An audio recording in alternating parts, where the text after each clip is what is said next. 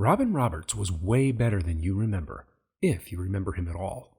And his baseball card values have been slowly creeping up of late as more and more modern collectors rediscover how great he really was.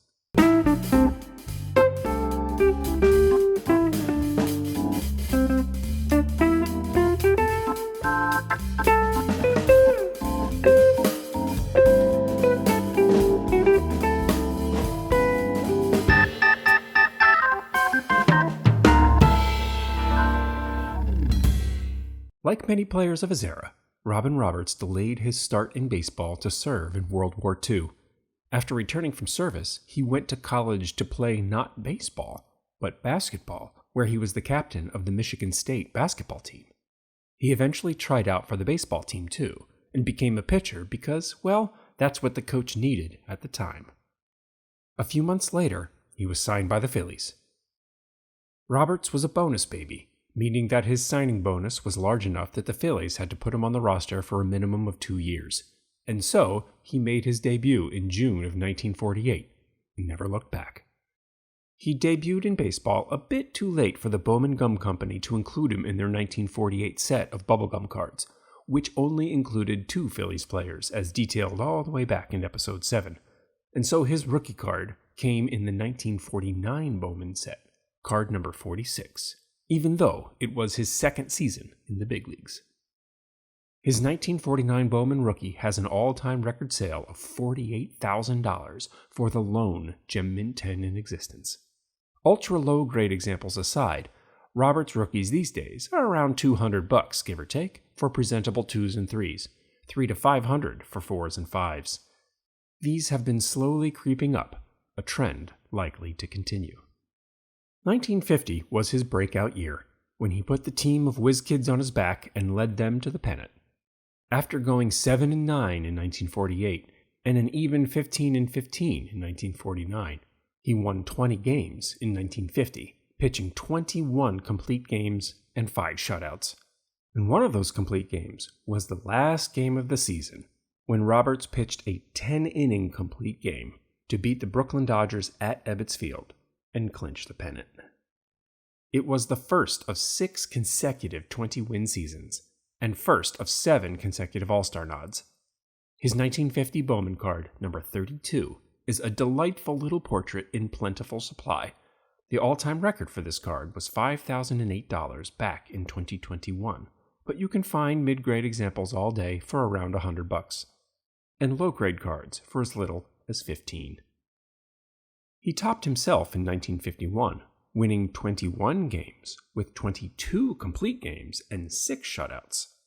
His 51 Bowman card, number 3, has an all-time record sale of $7,611 for a PSA 9 back in 2017. Nice eye appeal ungraded examples are typical in the $30 to $40 range. 1951 was the end of Bowman's throttle on the market.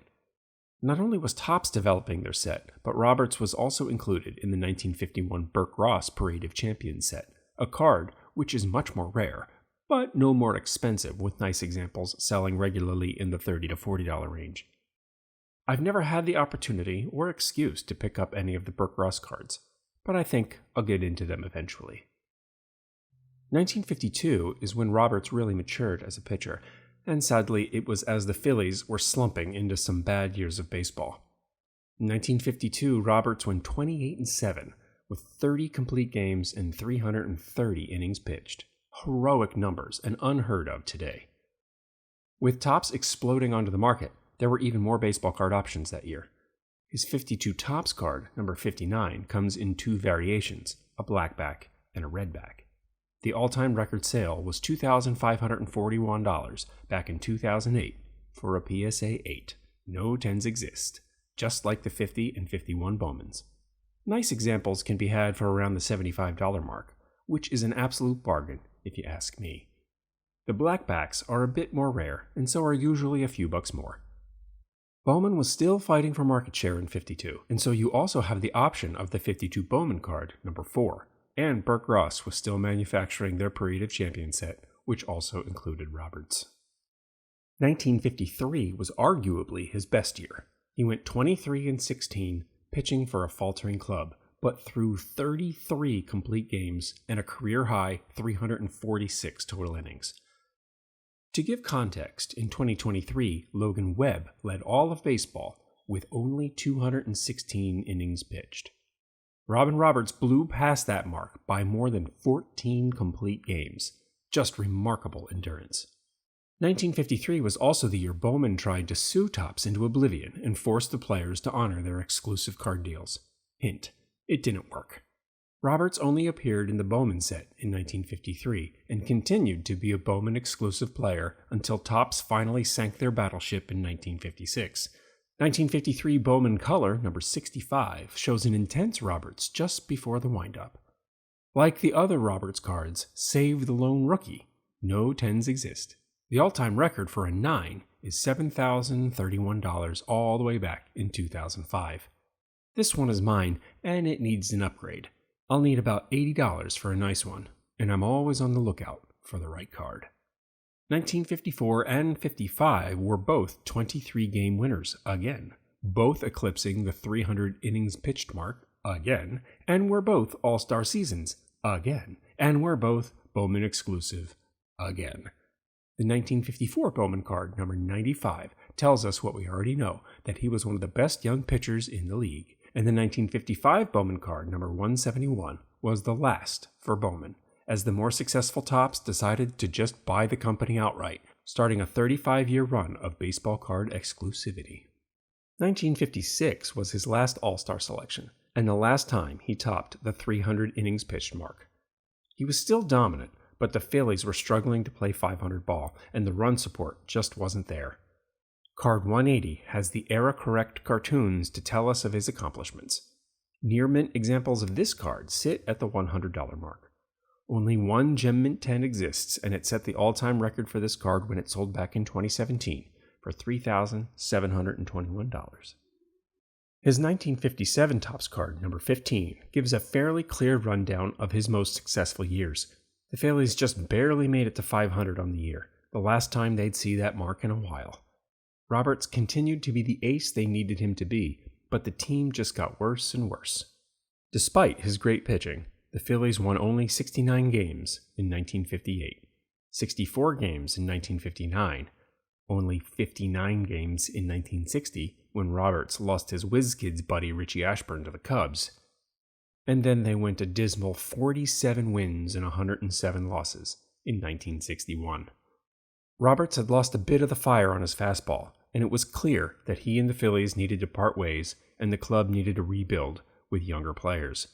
And so after the 61 season, Roberts was sold to the Yankees. He won 234 games for the Phillies in total, far and away the club leader at the time, long surpassing Grover Cleveland Alexander's 190.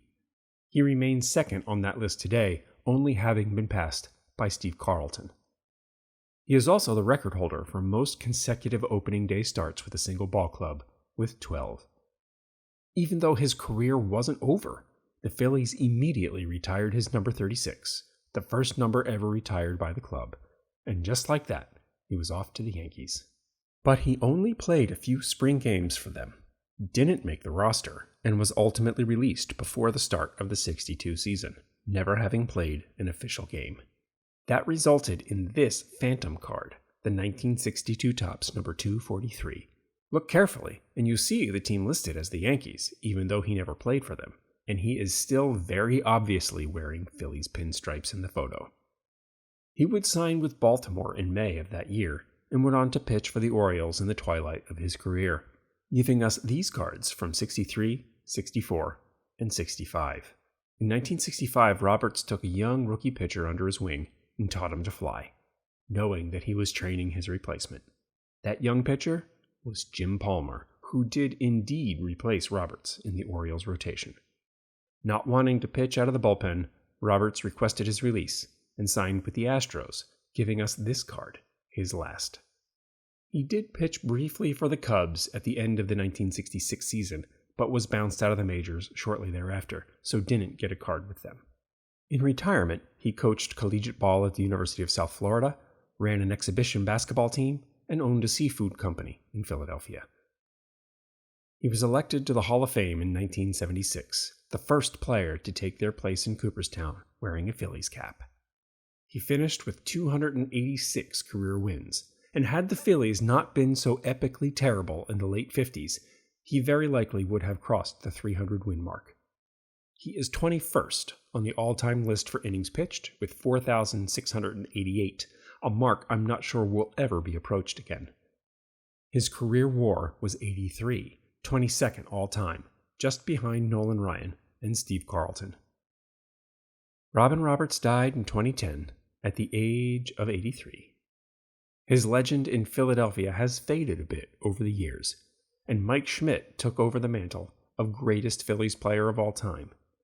But his cards have been slowly creeping up in price as a new generation of collectors discovers one of the great right-handers from the golden age of baseball. Thanks for watching.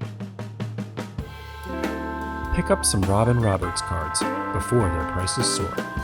Tune in next time for more baseball card stories, legends, and more.